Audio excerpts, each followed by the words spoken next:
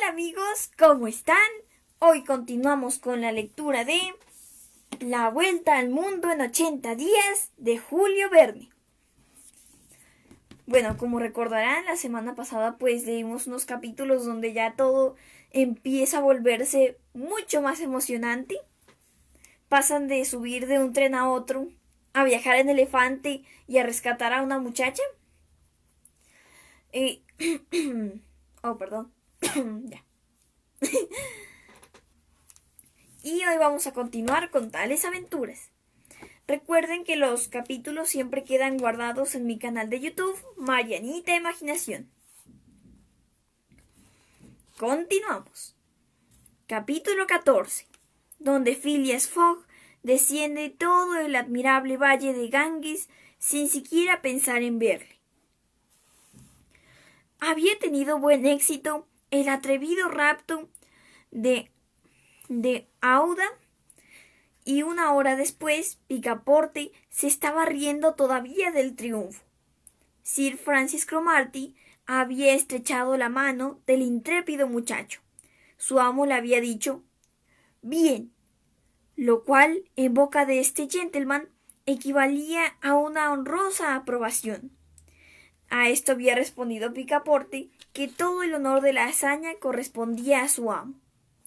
Para él no había sido más que una chistosa ocurrencia y se reía al pensar que durante algunos instantes él, Picaporte, antiguo gimnasta, ex sargento de bomberos, había sido el viudo de una linda dama, un viejo rajá desembalsamado. En cuanto a la joven india, no había tenido conciencia de lo sucedido. Envuelta en mantas de viaje, se hallaba descansando en uno de los cuévanos. El elefante, guiado con mucha seguridad por el Parsi, corría con rapidez por la selva todavía oscura. Una hora después de haber dejado la pagoda de Pillaji, se alzaba a través de una inmensa llanura. A las 7 se hizo alto. La joven seguía en una postración completa. El guía le hizo beber algunos tragos de agua y de brandy, pero la influencia embriagante que pesaba sobre ella debía prolongarse todavía por algún tiempo. Sir Francis Cromarty, que conocía los efectos de la embriaguez producida por la inhalación de los vapores de cáñamo, no abrigaba inquietud alguna.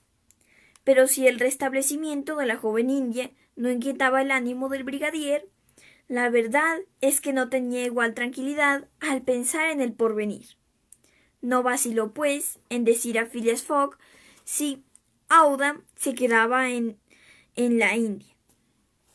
Volvería a caer inevitablemente en manos de sus verdugos.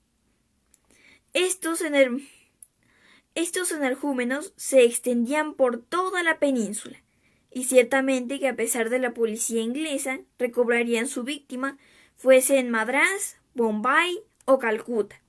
Y Sir Francis Cromarty citaba un hecho de igual naturaleza que había ocurrido recientemente. A su juicio, la joven solo estaría segura marchándose de la India. Phileas Fogg respondió que tendría presentes estas observaciones.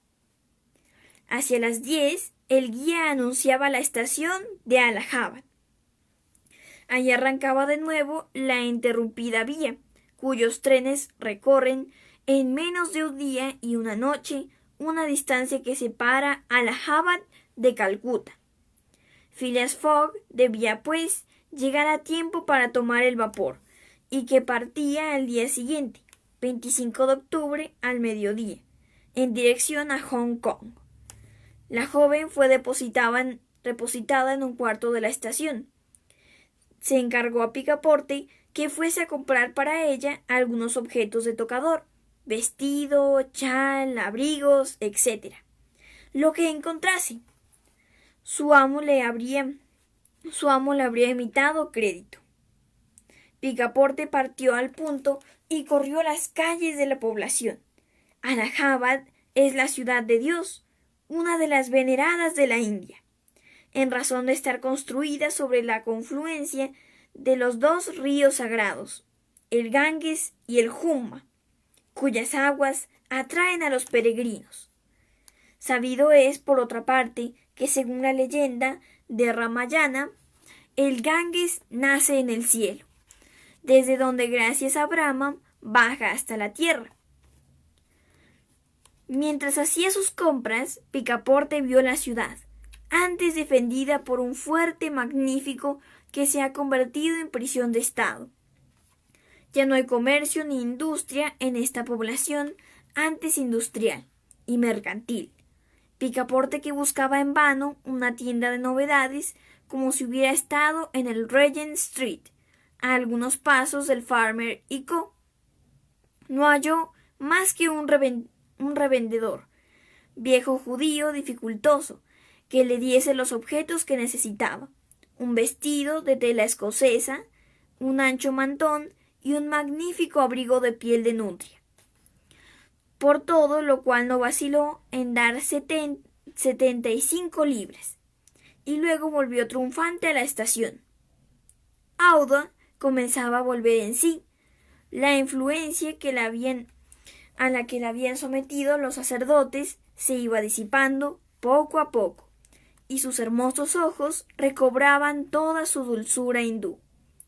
Cuando el rey poeta Usaf Udaul celebraba los encantos de la reina Amenagra, se expresaba así: su brillante cabellera, regularmente dividida en dos partes, sirve de cerco a los contornos armoniosos de sus mejillas delicadas y blancas, brillantes de lustre y de frescura.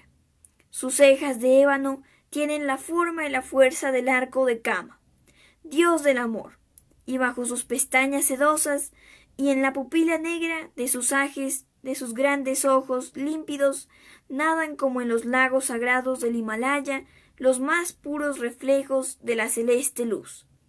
Finos, iguales y blancos, sus dientes resplandecen entre la sonrisa de sus labios, como gotas de rocío en el seno medio cerrado de una flor de granado.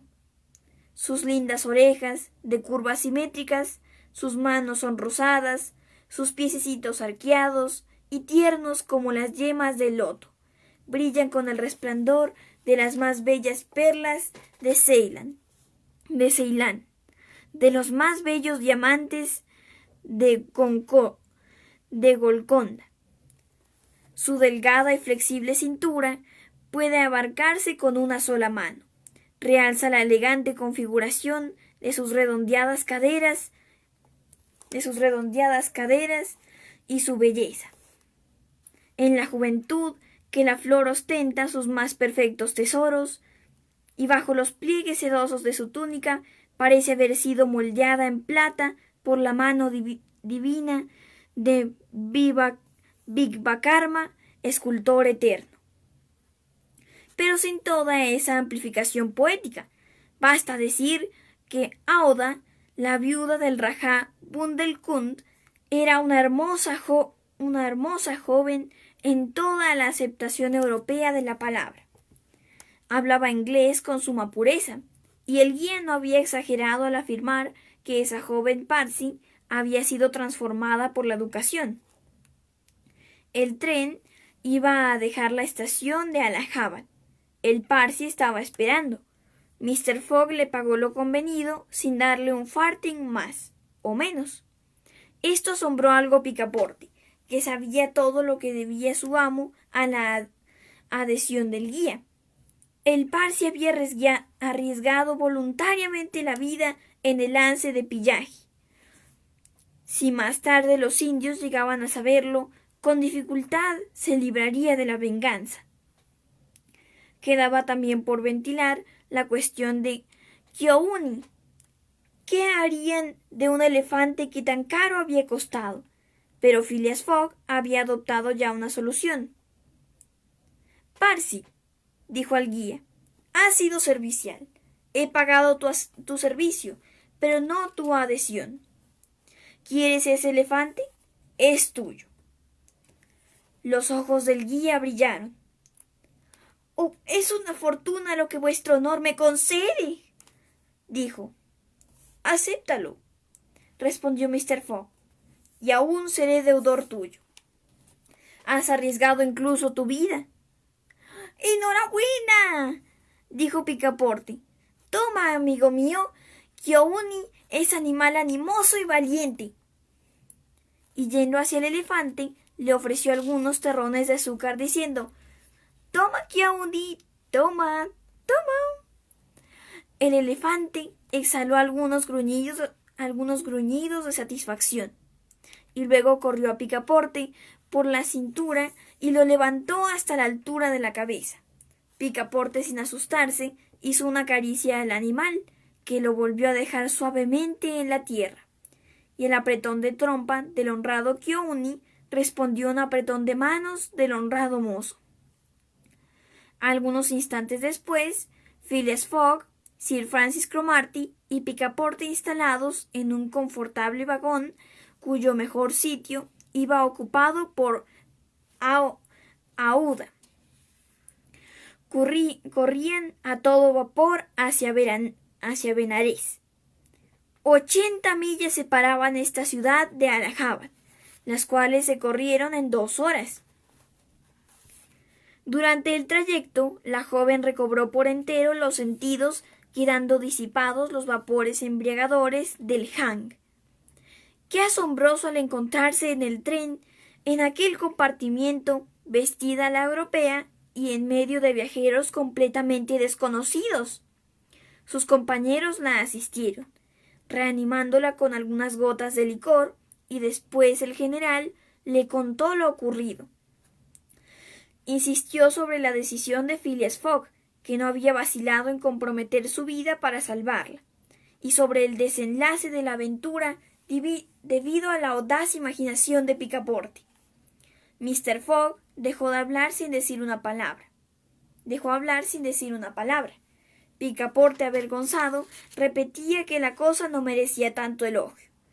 También el Parsi e incluso el elefante salieron victoriosos.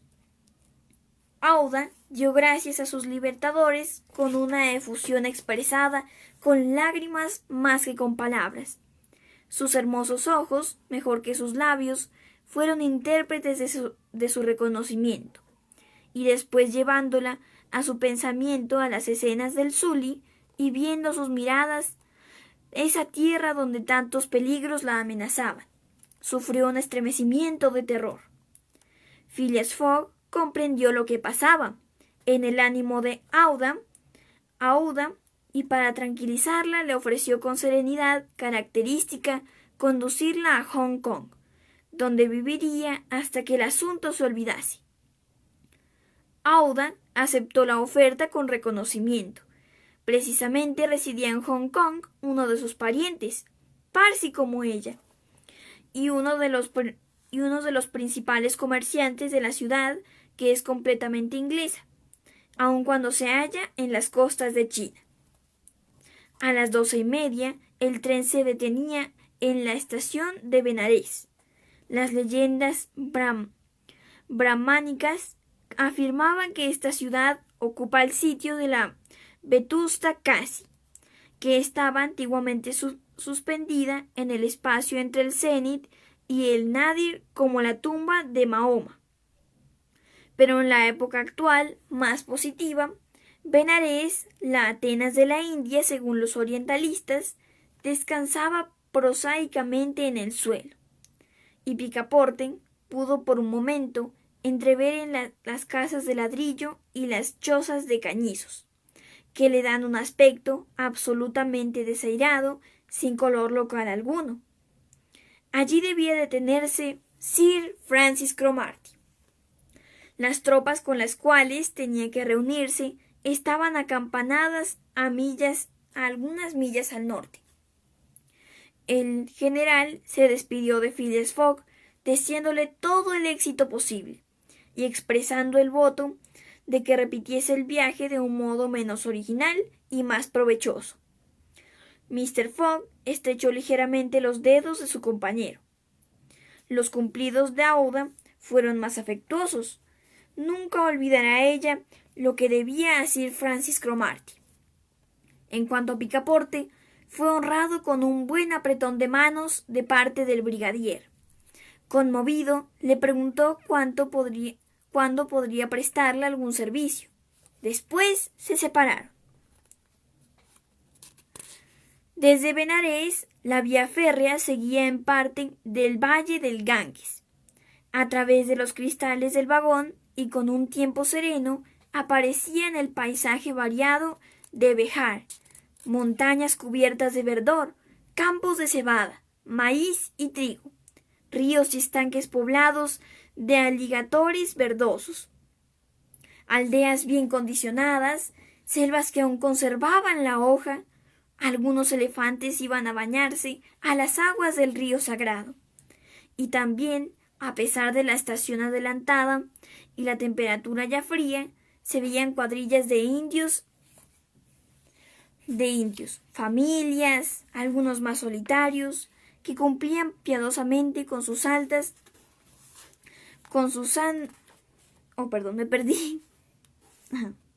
que cumplían fielmente con sus santas ocupaciones. Esos fieles, enemigos encarnizados del budismo, son sectarios fervientes de la religión brahmánica, que se encarga de 3 personas: Vishnu, la divinidad solar; Shiva, la personificación divina de las fuerzas naturales; y Brahma, el jefe supremo de los sacerdotes legisladores. Pero con qué irritación Brahma, Shiva y Vishnu dejaban considerar a esa India ahora sometida a Inglaterra. Cuando algún barco de vapor pasaba silbando y turbaba las aguas consagradas de Ganges, espantando a las gaviotas que revoloteaban tranquilas en la superficie, a las tortugas que pululaban en sus orillas y a los devotos tendidos a lo largo de sus márgenes. Todo este panorama desfiló como un relámpago, y con frecuencia una nube de vapor blanco ocultó sus pormenores. Apenas pudieron los viajeros entrever el fuerte de Chunar, a 20 millas al sur de Benarés, antigua fortaleza de los Rajas de Behar, Ghazepur y sus importantes fábricas de agua de rosa. El sepulcro de Lord Cornwallis se elevaba sobre la orilla izquierda del Ganges. Ciudad fortificada de Buxar, Patna, gran población industrial y mercantil, donde existe el principal mercado de licores de la India. Monaghan, ciudad más que europea inglesa, como Manchester o Birmingham, famosa por sus fundaciones de hierro y sus fábricas de armas blancas, y cuyas altas chimeneas parecían tiznar con su negro humo en el cielo de Brahma, manchando el país de los ensueños. Después llegó la noche, y en medio de los alaridos de los tigres, osos y lobos que huían ante la locomotora, el tren pasó a toda velocidad y no se vio nada, ni de las maravillas del Bengala, ni del Golconda, ni de las ruinas de Gaur, ni de Moorshedabad, que antes fue capital de Burban, ni de Hooghly, ni el Chandernagor, ese punto francés del territorio indio, donde se hubiera engreído Picaporte al ver ondear la bandera de su patria. Por último, a las 7 de la mañana llegaron a Calcuta. El vapor que salía para Hong Kong no levaba su ancla hasta mediodía. Phileas Fogg tenía, pues, a su disposición 5 horas. Según su itinerario, debía llegar el 25 de octubre, 23 días después de haber salido de Londres, y llegaba el día previsto.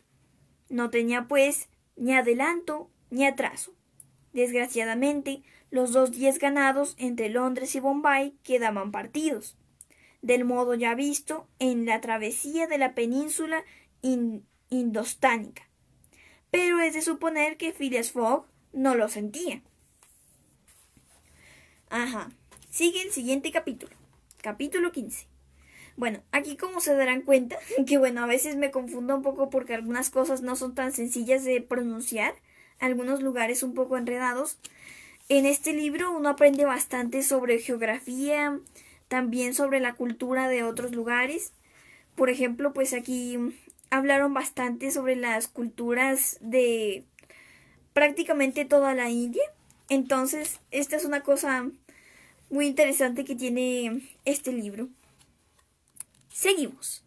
Capítulo 15, donde el saco de billetes de banco se aligera de algunos millares de libras. El tren se detuvo en la estación. Picaporte se apeó el primero y fue seguido de Mr. Fogg, quien ayudó a su joven compañera a descender del andén. Phileas Fogg pensaba ir directamente al vapor de Hong Kong, al fin de instalar allí, convenientemente, a Mistress Aouda, quien no quería separarse mientras estuviese en aquel país tan peligroso para ella. Cuando Mr. Fogg iba a salir de la estación, se acercó a él un agente de policía diciéndole: ¿El señor Phileas Fogg? Soy yo. ¿Y ese hombre es vuestro criado? Añadió el agente señalando a Picaporte. Sí, señor. Sí, señor. Tened ambos la bondad de seguirme. Mr. Fogg no hizo movimiento alguno que demostrase la menor sospecha. El agente era representante de la ley, y para todo inglés la ley es sagrada. Picaporte, con sus hábitos franceses, quiso hacer observaciones, pero el agente le tocó con su varilla y Phileas Fogg le hizo seña de obedecer. ¿Puede acompañarlos esta joven dama?, preguntó Mr. Fogg. Puede hacerlo, respondió el agente. Mr. Fogg, Aouda y Picaporte fueron conducidos en un palki-gari, especie de carruaje de 4 ruedas y 4 asientos, tirado por 2 caballos. Partieron sin que nadie hablase durante el trayecto, que duró unos 20 minutos. El carruaje atravesó primeramente la ciudad negra, de calles estrechas formadas por casuchas donde pululaba una población cosmopolita, sucia y andrajosa, y luego pasó por la ciudad europea, con casas de ladrillo adornadas con palmeras, erizada de arboladuras, que a pesar de la hora tan temprana estaba ya recorrida por jinetes y trenes. El palki-gari se paró delante de una habitación de apariencia sencilla, pero que no parecía apropiada para usos domésticos. El agente hizo bajar a sus presos, pues bien podía dárseles ese nombre, y los llevó a sus aposentos con rejas, diciéndole: «A las 8:30 compareceréis ante el juez Obadía», y luego se retiró cerrando la puerta. «Vamos, pero si nos han agarrado», dijo Picaporte, dejándose caer sobre una silla. Aouda, procurando en vano disfrazar su emoción, dijo a Mr. Fogg: «Es necesario que me abandonen. Os persiguen por mí, por haberme salvado». Phileas Fogg se contentó con responder que eso no era posible. ¿Perseguidos por el asunto del Sully? Inadmirable, inadmisible. ¿Cómo se habían de atrever a presentarse los que se... Oh, perdón, me confundí. Ajá. ¿Cómo se habían de atrever a presentarse así los que querellasen? Había sin duda alguna equivocación. Mr. Fogg añadió que en todo caso no abandonaría a la joven y la conduciría a Hong Kong sana y salva. Pero el buque se marcha a las 3, dijo Picaporte. Antes de las 3 estaremos a bordo, respondió sencillamente el impasible gentleman.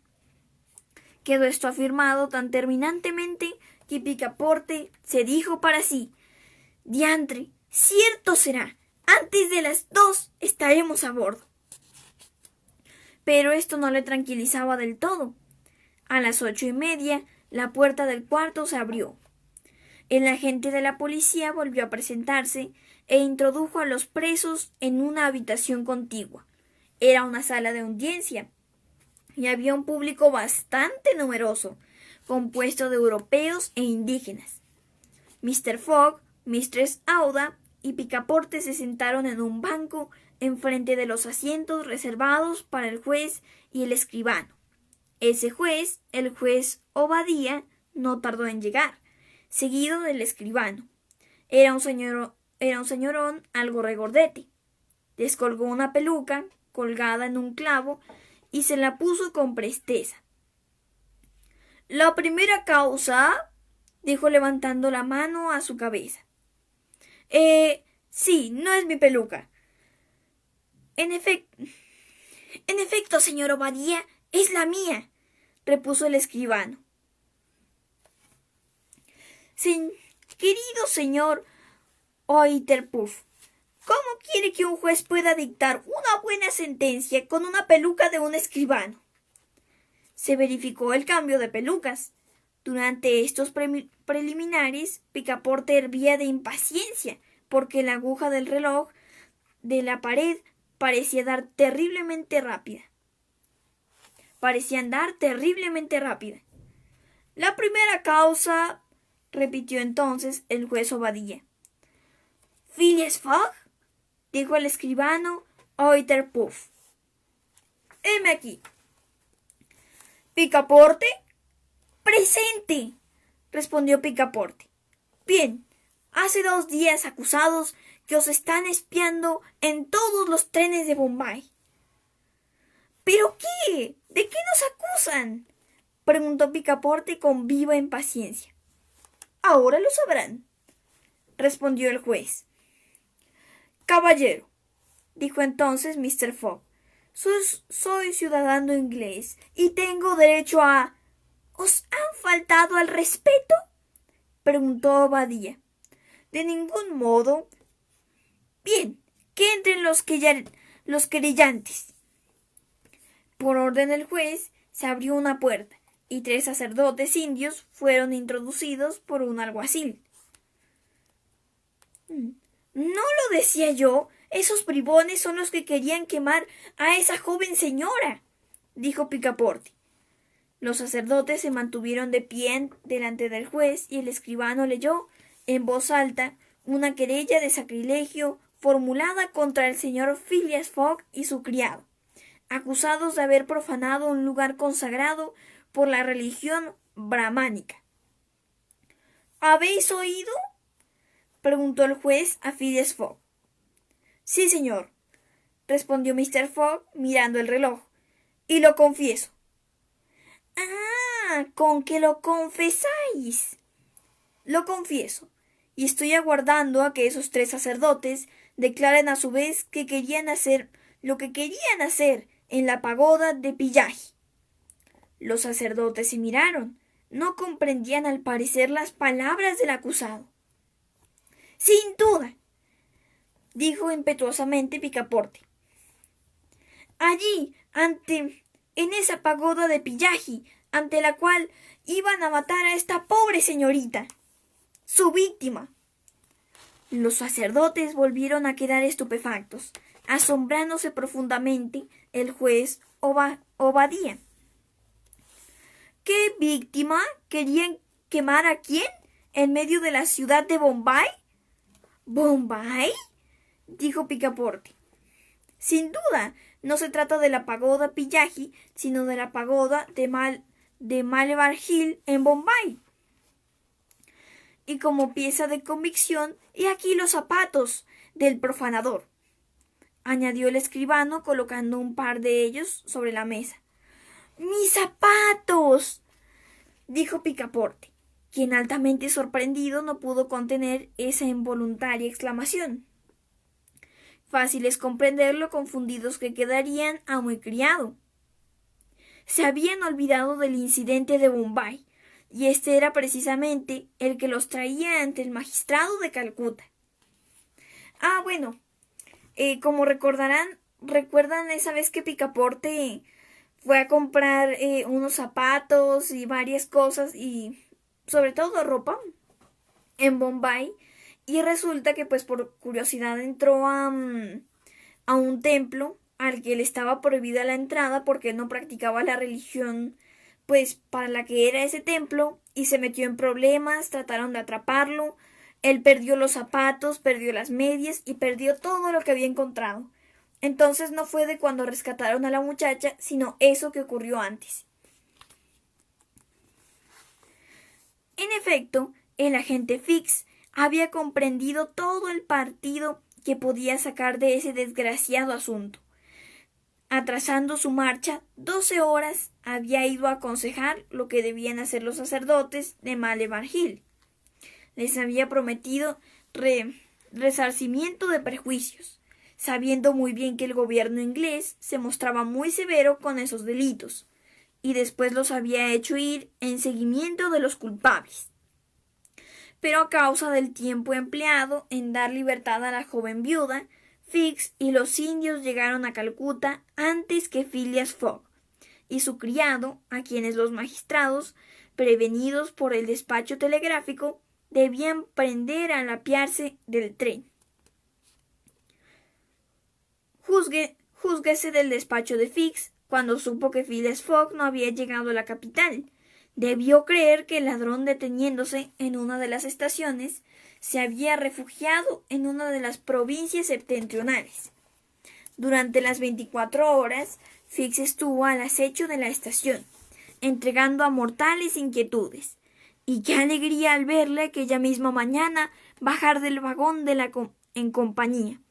Es cierto, de una joven cuya presencia no podía explicar.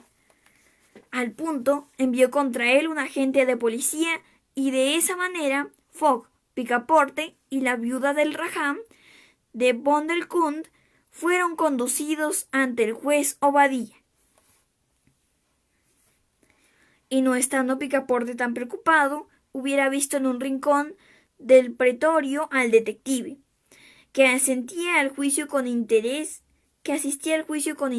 fácil de comprender, porque en Calcuta, como en Bombay y como en Suez, no tenían aún el mandamiento de prisión.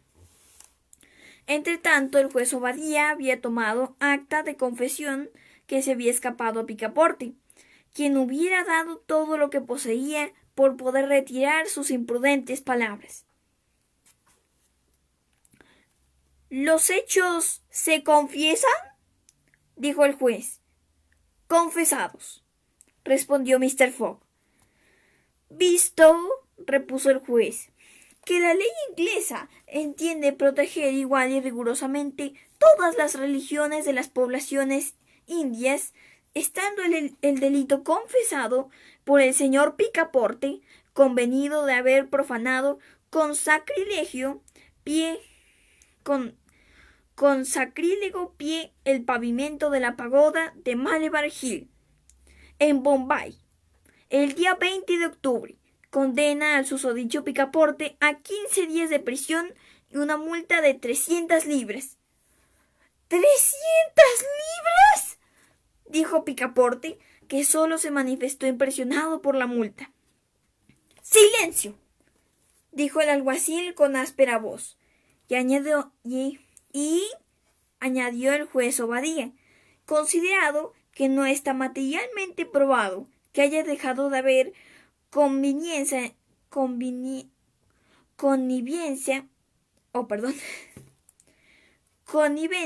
entre el criado y el amo, y que en todo caso, este es responsable de los hechos y gestiones de los que tienen a su servicio, condena al señor Phileas Fogg a 8 días de prisión y 150 libras de multa.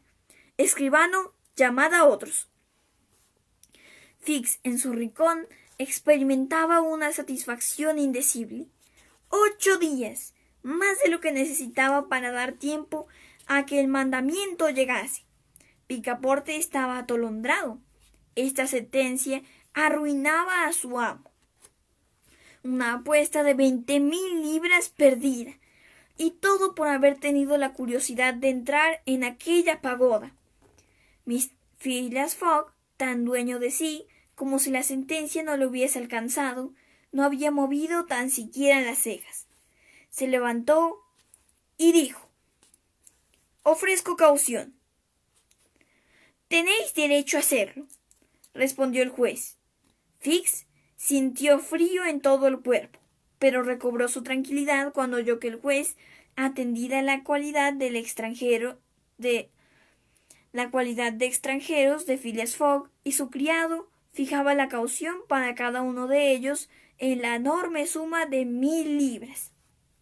Eran 2000 libras más de gasto para Mr. Fogg, si no cumplía la condena. «Pago», dijo el gentleman, y retiró el saco que llevaba, Picaporte, un paquete de billetes que dejó sobre la mesa del escribano. «Esta suma os será devuelta al salir de la cárcel», dijo, «mientras estáis libres». Phileas Fogg llamó a su criado.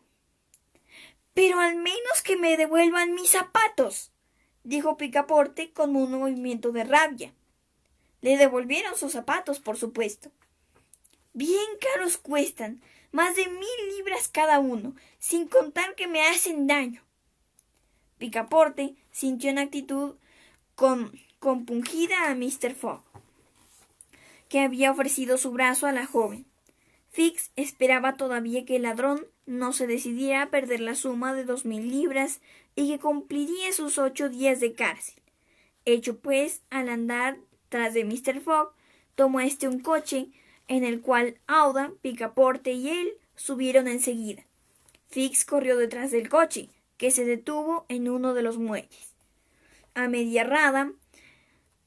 milla en rada, el Rangoon estaba aparejando con su pabellón de marcha izado sobre el mástil.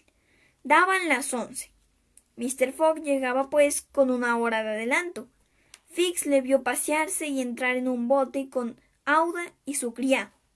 El agente dio con el pie en el suelo. «¡Se marcha! 2000 libras sacrificadas. Pródigo como un ladrón. ¡Ja! Le seguiré hasta el fin del mundo si es menester. Pero el paso a que va, todo el dinero del robo se habrá perdido». El inspector de policía tenía sus fundamentos para hacer esta reflexión. En efecto, desde que se había marchado de Londres, entre gastos de viaje, primas, compra de elefante, cauciones y multas, Phileas Fogg había sembrado ya más de 5000 libras por el camino, y el tanto por ciento que se concede a los individuos de policía sobre lo recobrado iba siempre bajando. Capítulo 16, donde Fix aparenta no comprender nada absolutamente de las cosas que le cuenta. En Rangoon, uno de los buques de la Compañía Peninsular y Oriental emplea para el servicio del mar de China y de Japón. Era un vapor de hierro, de hélice con el aforo en bruto de 1770 toneladas y la fuerza nominal de 400 caballos. Igualaba al Mongolia en velocidad, pero no en comodidades. Por eso Mistress Aouda no estuvo tan bien instalada como lo hubiera deseado Phileas Fogg. Por lo demás, tratándose de una travesía de 3500 millas, era de 11 a 12 días. La joven no fue viajera de difícil acomodación. Durante los primeros días de la travesía, Mistress Aouda contrajo mayor intimidad con Phileas Fogg. Le manifestaba el más vivo reconocimiento. El flemático gentleman la escuchaba en apariencia con la mayor frialdad, sin que una entonación ni un ademán revelasen la más ligera emoción. Cuidaba que nada le faltase a nadie. A ciertas horas acudía regularmente, si no a hablar, al menos a escucharla. Cumplía con ella los deberes de la urbanidad más estricta, pero con la gracia de un autómata, cuyos movimientos se hubiesen dispuesto para ese fin. Mistress Aouda no sabía qué pensar de ello, pero a Picaporte le había explicado la excéntrica personalidad de su amo. Le había instruido de la apuesta que le iba a dar vuelta al mundo. Mistress Aouda había sonreído, pero debía la vida, y su salvador no podía salir perdiendo. Mistress Aouda confirmó la noticia que él ya había dado de su interesante historia. Pertenecía, en efecto, a aquella raza que ocupa el primer lugar entre los indígenas. Varios negociantes parsis han hecho grandes fortunas en las Indias en el comercio de algodones. Uno de ellos, James Yeye Blow, ha sido ennoblecido por el gobierno inglés y Mistress Aouda era pariente de este rico personaje, que habitaba en Bombay. Contaba ella con encontrar en Hong Kong al honorable Genji, primo de Sir Genji Bloy. ¿Hallaría allí refugio y protección? No podía asegurarlo, y a esto respondía Mr. Fogg que no se inquietasen, porque todo se arreglaría matemáticamente. Esta fue su palabra. ¿Comprendía la joven viuda la significación de tan horrible adverbio? No se sabe, pero sus hermosos ojos, límpidos como los sagrados lagos del Himalaya, se fijaban sobre Fogg, quien tan intratable y tan abotonado como siempre, no parecía dispuesto a arrojarle alguna sonrisa. Esta primera parte de la travesía de Rangún se efectuó en excelentes condiciones. El tiempo era bonancible, y toda la porción de la inmensa bahía que los marineros llamaban los brazos del Bengala se mostró favorable. La marcha del vapor. Favorable en la marcha del vapor. El Rangún no tardó en cruzar por delante del Gran Andamán, la principal isla de un grupo de los navegantes divisaban desde lejos por su pintoresca montaña, el Saddle Peak, de 2.400 pies de altura. Se fue siguiendo en la costa de bastante cerca.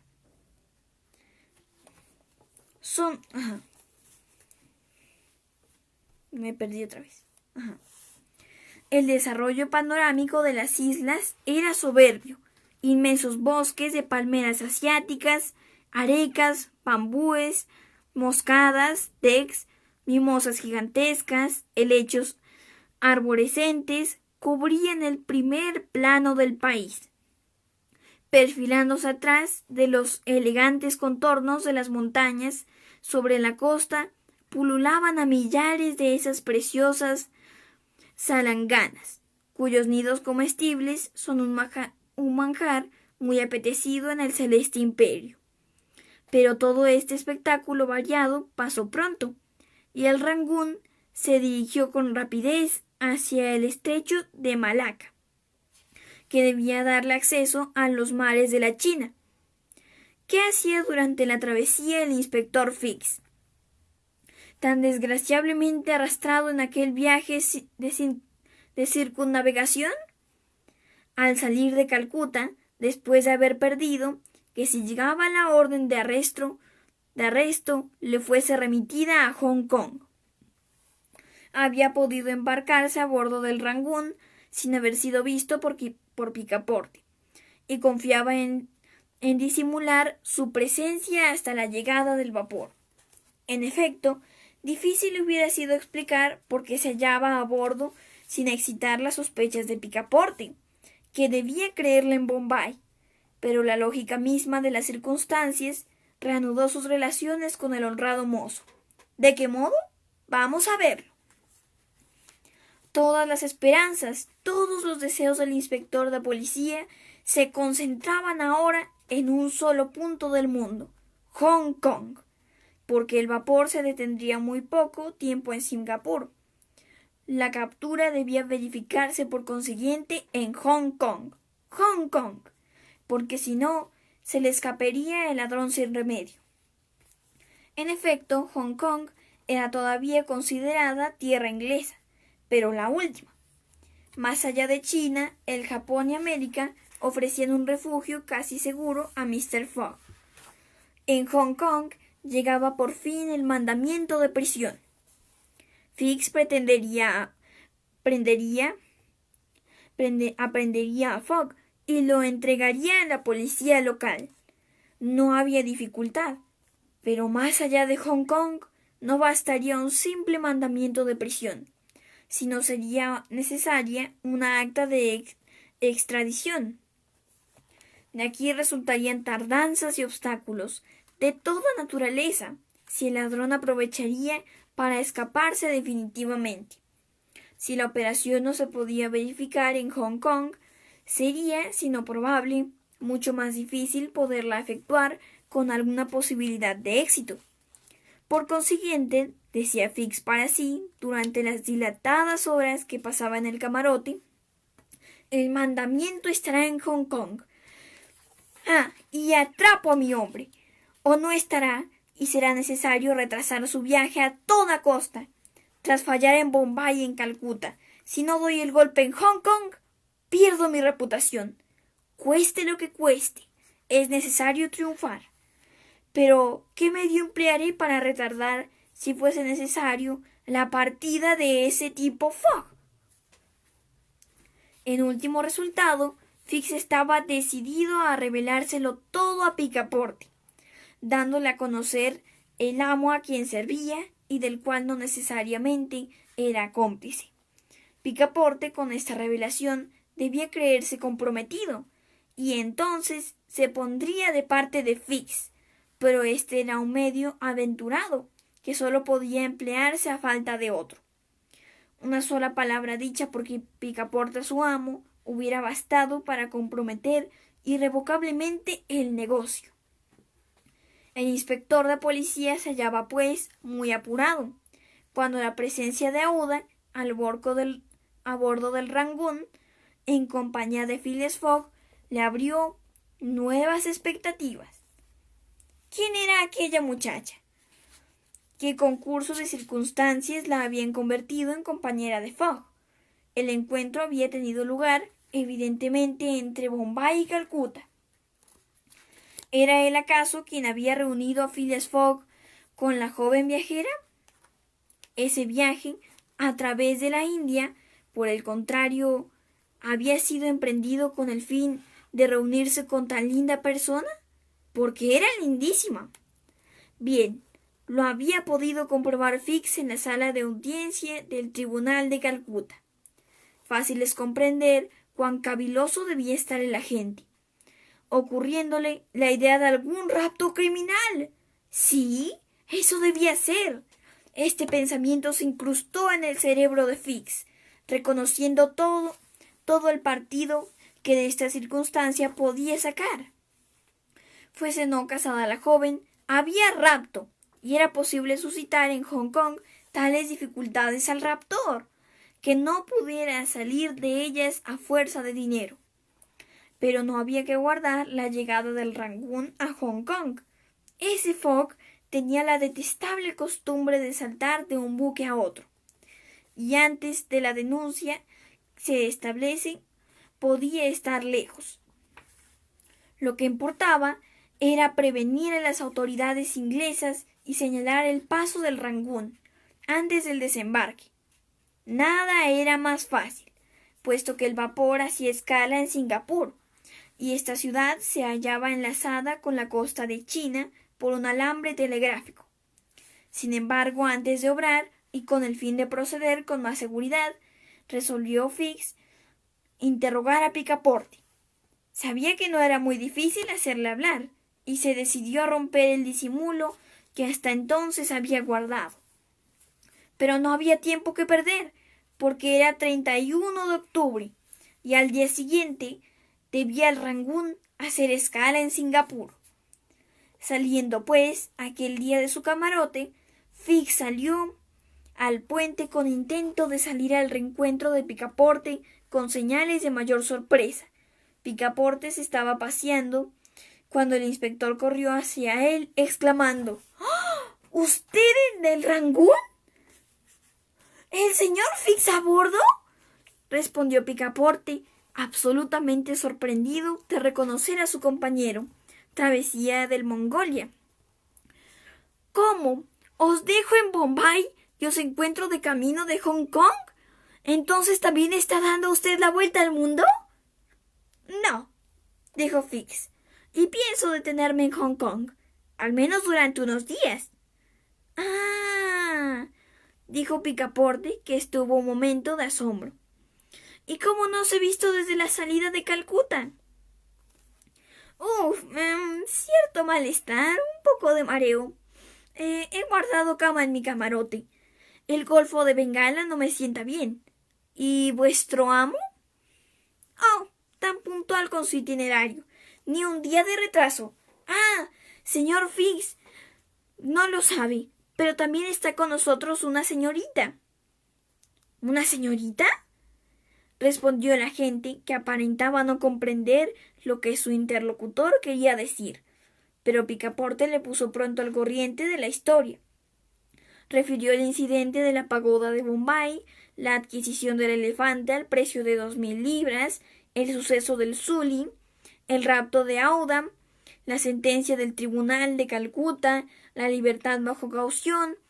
Fix, que conocía la última parte de estos incidentes, fingía ignorarlos, y Picaporte se dejaba llevar por el encanto de contar sus aventuras a un oyente tan interesado. Pero, en suma, preguntó Fix, ¿es que vuestro amo intenta llevarse a esa joven a Europa? Oh, no, no, señor Fix, no. Vamos a entregarla a uno de sus parientes ricos comerciantes en Hong Kong. ¿Desea una copa de gin, señor Picaporte? Con mucho gusto, señor Fix. Nuestro encuentro a bordo del Rangoon merece bien una copa. Y bueno, aquí... Ah, no, mentira, nos falta uno. Capítulo 17, donde se trata de unas y otras cosas durante la travesía de Singapur a Hong Kong. Desde aquel día, Picaporte y el agente se encontraron con frecuencia, pero Fix estuvo muy reservado y no trató de hacerle hablar. Solo vio una o dos veces a Mr. Fogg, que permanecía en el salón del Rangoon, ora haciendo compañía de Aouda, ora jugando al whist, según su invariable costumbre. En cuanto a Picaporte, se puso a pensar formalmente sobre la extraña casualidad de que traía otra vez a Fix al mismo camino que su amo, y en efecto con menos había para acostumbrarse. Este caballero, muy amable y complaciente, que aparece primero en Suez, que se embarca en el Mongolia, que desembarca en Bombay, donde dice que debe quedarse, que aparece luego en Rangoon en dirección a Hong Kong. En una palabra, siguiendo paso a paso el itinerario de Mr. Fogg. Todo esto merecía un poco de meditación. Extrañas coincidencias. ¿Tras de quién iba Fix? Picaporte estaba dispuesto a apostar sus babuchas, las que había conservado, que Fix saldría de Hong Kong al mismo tiempo que ellos, y probablemente en el mismo vapor. Si hubiera estado Picaporte discurriendo durante un siglo, nunca hubiera acertado con la misión de la gente. Jamás se hubiera imaginado que Phileas Fogg fuera seguido a la manera de un ladrón alrededor del globo terrestre. Pero como la condición humana quiere explicarlo todo, Picaporte tuvo una repentina inspiración e interpretó la presencia permanente de Fix, y ciertamente que no dejaba de ser plausible en su ocurrencia. En efecto, Fix debía ser un agente enviado en seguimiento de Phileas Fogg por sus compañeros del Reform Club, a fin de reconocer si el viaje se había efectivamente alrededor del mundo. Es evidente, es evidente. Es una espía que esos caballeros han enviado tras nosotros. Eso no es muy digno. Mr. Fogg tan probo, tan hombre de bien, hacerle espiar por un agente. ¡Ja! Señores del Reform Club, caro os costará. Encantado Picaporte por su supuesto descubrimiento, resolvió, sin embargo, no decir nada a su amo por temor de que éste se sintiese, con razón, ante la desconfianza que manifestaban sus adversarios. Pero se propuso bromear a Fix con este motivo, por medio de palabras embozadas y sin comprometerse. El miércoles 30 de octubre por la tarde, el Rangoon entraba en el estrecho de Malaca, que separa la península de ese nombre de tierras de Sumatra. Unos islotes montuosos, muy escarpados y pintorescos, ocultaban la gran isla a los pasajeros. Al siguiente día, a las 4 de la mañana, habiendo el Rangoon ganado media jornada sobre la travesía reglamentaria, anclaba en Singapur para restablecerse, y Phileas Fogg inscribió este adelanto en una columna de beneficios, y esta vez bajó a tierra acompañando a Aouda, que había manifestado deseos de pasear durante algunas horas. Fix, a quien parecía sospechosa toda acción de Fogg, lo siguió con disimulo. En cuanto a Picaporte, que se reía sin parar al ver la maniobra de Fix, fue a hacer sus ordinarias compras. Una pequeña pausa. Bueno, aquí veo que alguien está preguntando qué libro es. Es La Vuelta al Mundo en 80 días. Los capítulos anteriores están en mi canal, Marianita Imaginación. Bueno, de hecho, hoy estamos leyendo el último capítulo, pues, por el día de hoy. La otra semana seguimos. La isla de Singapur no es grande ni de imponente aspecto. Carece de montañas y por consiguiente de perfiles, pero es encantadora. Es un parque cortado por hermosas carreteras, un bonito tren tirado por elegantes caballos importados de Nueva Holanda. Transportó a Mistress Aouda y a Phileas Fogg al centro de unos grupos de palmeras de brillante hoja, y de esos árboles se producen el clavo de especia formando con el capullo mismo de la flor entreabierta. Allí los setos de arbustos de pimienta reemplazaban las cambroneras de campiñas europeas.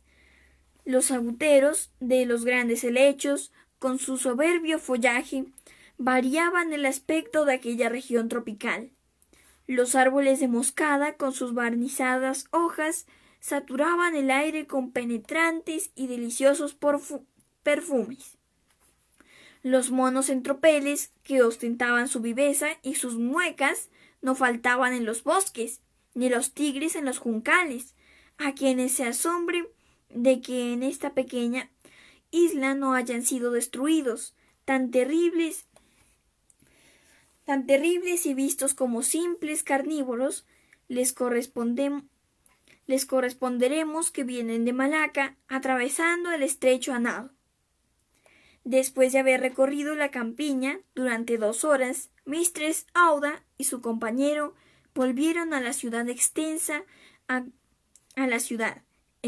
aglomeración de casas pesadas y bajas, rodeadas de lindos jardines donde se encuentran mangustos, piñas y las mejores frutas del mundo.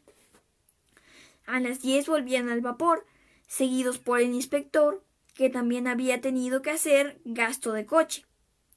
Picaporte los aguardaba en el puente de Rangoon. El buen muchacho había comprado algunas docenas de mangustos gruesos, como manzanas medianas, de color pardo oscuro por fuera, rojo subido por dentro, y cuya fruta blanca, al hundirse entre los labios, procura a los verdaderamente golosos un goce sin igual. Picaporte tuvo una gran satisfacción al ofrecerlos a Mistress Aouda, que se los agradeció con suma gracia.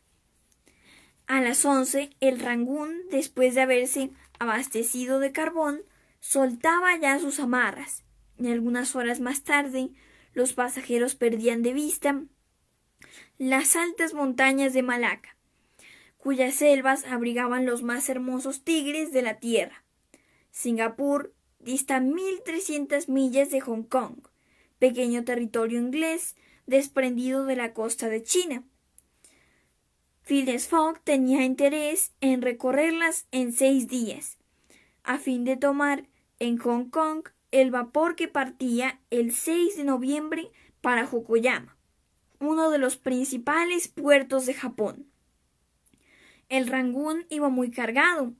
Se habían embarcado en Singapur numerosos pasajeros indios, tailandeses, chinos, maleses, portugueses, la mayor parte de los cuales iban en las clases inferiores.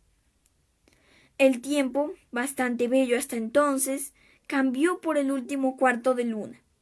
La mar se puso gruesa, el viento arreció, pero felizmente por el sudeste, lo que favorecía la marcha del vapor. Cuando era manejable, el capitán hacía desplegar velas. El Rangoon, aparejado en bergantín, navegó a menudo con sus dos gavias y trinquete, aumentando su velocidad bajo la doble acción del vapor y del viento. Así se recorrieron sobre una zona estrecha y a veces muy penosa las costas de Annam y Conchinchina. Pero la culpa la tenía más bien el Rangoon que el mar, y los pasajeros se sintieron la mayor parte malos, debieron achacar su malestar al buque. En efecto, los vapores de la Compañía Peninsular se hacen el servicio de los mares de China, tienen un defecto de construcción muy grave. La relación del calado en carga con la cabida ha sido mal calculada y por consiguiente ofrecen a la mar muy débil resistencia. Su volumen cerrado, impenetrable al agua, es insuficiente. Están anegados y a consecuencias de esta disposición bastaban algunos bultos echados a bordo para modificar su marcha. Son por consiguiente esos buques muy inferiores, si no por el motor, a los tipos de mensajerías francesas, tales como la Emperatriz, el Cambodge y el Cambodge, según la cantidad de agua igual a su propio peso antes de sumergirse, pero los de la Compañía Peninsular, el Golconda, el Corea y el Rangoon no podían recibir el sexto de su peso sin irse a pique.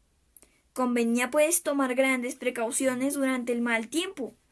Era menester algunas veces estar a la capa con poco vapor, lo cual era una pérdida de tiempo que no parecía afectar a Phileas Fogg de ningún modo. Pero irritaba mucho a Picaporte. Causaba entonces al capitán, al maquinista, a la compañía y enviaba al diantre a todos los que se ocupaban de transportar viajeros. Tal vez la idea del mechero de gas que seguía ardiendo por su cuenta en casa de Saville Row venía a acentuar su impaciencia. Como recordarán, Picaporte dejó el gas encendido en su habitación, entonces Phileas Fogg le dijo que ahora ardía por su cuenta. Parece que tiene mucha prisa de llegar a Hong Kong, le dijo un día el detective. Mucha prisa, respondió Picaporte. Mr. Fogg también tiene mucha prisa en tomar el vapor de Yokohama. Una prisa espantosa. Luego, ¿ahora creéis que ese extraño viaje alrededor del mundo? Absolutamente. ¿Y usted, señor Fix? Yo no creo en él. Truán, respondió Picaporte guiñando el ojo. Esa palabra dejó pensativo a la gente. El calificativo le inquietó mucho, sin saber por qué. ¿Le había adivinado el francés? No sabía qué pensar.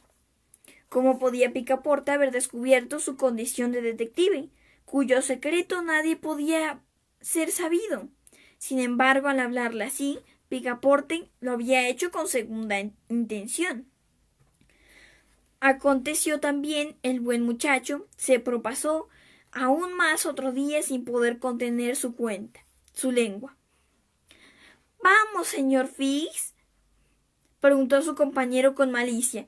¿Acaso una vez llegados a Hong Kong tendremos el sentimiento de dejaros allí? Pero no lo sé, tal vez. dijo Picaporte. Si nos acompaña sería una dicha para mí. Vamos, un agente de la compañía peninsular no debe quedarse en el camino. No iba más que a Bombay y ya pronto estará en China. América no está lejos y de América a Europa hay un solo paso. Fix miraba con atención a su interlocutor, que mostraba el semblante más amable del mundo, y optó por reírse. Pero Picaporte le preguntó si su oficio le producía beneficios. ¿Y si no? Respondió Fix sin pestañear. Hay negocios buenos y malos. Como comprenderá, no viajo a mis expensas.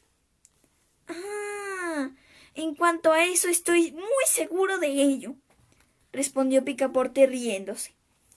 Terminada la conversación, Fix entró en su camarote y se entregó a la meditación. Estaba a todas luces descubierto, de un modo o de otro. ¿El francés había reconocido su cualidad de agente de policía? ¿Pero se lo había dicho al amo? ¿Qué papel desempeñaba en todo esto? ¿Era cómplice o no? El negocio estaba descubierto y por consiguiente fallido. El agente pasó horas angustiosas creyéndolo, unas veces todo perdido, esperando otras que Fogg ignorase la situación, y por último no sabiendo qué partido tomar. Finalmente se estableció la calma en su cerebro y resolvió obrar francamente con Picaporte, si no se encontraba en condiciones apetecidas para prender a Fogg en Hong Kong, y si Fogg se preparaba para salir definitivamente del territorio inglés. El Fix se lo diría todo a Picaporte, o el criado era cómplice del amo y éste lo sabía todo, en cuyo caso el negocio estaba definitivamente comprometido, o el criado no tenía parte alguna en el robo y entonces estaría interesado en separarse del ladrón. Tal era, pues, la situación respectiva de aquellos dos hombres, mientras que Phileas Fogg se distinguía por su magnífica indiferencia. Cumplía racionalmente su órbita alrededor del mundo sin inquietarse de los asteroides que giraban en torno. Sin embargo, había en las cercanías, según expresión de los astrónomos, un astro perturbador que hubiera debido producir algunas alteraciones en el corazón de ese caballero. Pero no. El encanto de Mistress Aouda no tenía acción alguna. Con gran sorpresa de Picaporte, y las perturbaciones, si existían, hubieran sido más difíciles de calcular que las de Urano, que han ocasionado el descubrimiento de Neptuno. Sí, era un asombro diario para Picaporte, que leía tanto agradecimiento hacia su amo en los ojos de la hermosa joven. Decididamente, Phileas Fogg solo tenía corazón bastante para conducirse con heroísmo, pero no con cariño. En cuanto a las preocupaciones que los azares del viaje podían causarle, no daba indicio alguno de ellas. Pero Picaporte vivía en continua angustia. Un día, en el cuarto de máquinas, contemplaba la potente maquinaria, cuando el oleaje hizo salir a la hélice del agua, escapándose el vapor por las válvulas, lo cual provocó las iras de tan digno mozo. ¿No están bastante cargadas esas válvulas? Esto no es andar. Al fin, ingleses. Si fuese un buque americano, quizás saltaríamos, pero iríamos más deprisa. Y bueno, ahora sí, estos fueron los capítulos de hoy, y ahora paso a explicarles la actividad. Bueno, como notarán, yo pues del libro tiene algunas ilustraciones, no muchas, y pues no muchas de los personajes como tal. En realidad creo que no les he mostrado ninguna o casi ninguna. Y pues como verán, aquí son bastante descriptivos con todo y con los personajes aún más. Bueno, más o menos. Pero los personajes también los describen bastante. Entonces la actividad de hoy es que imaginen a los personajes y así como ustedes se los imaginan, hagan un dibujo del personaje que ustedes quieran o los personajes que quieran. Y bueno, espero que hayan disfrutado mucho la lectura. La próxima semana continuaremos leyendo La Vuelta al Mundo en 80 días. Como ven, cada vez se pone más interesante. Y como les decía, algo muy bueno es que uno aprende bastante sobre distintos lugares del mundo a medida que van pasando por cada sitio. De los primeros no hablan tanto como París, que de hecho pues Picaporte se queja de que apenas pasaron por ahí, pero en cuanto a los demás sí han hablado bastante. Bueno, nos vemos la próxima semana. ¡Adiós!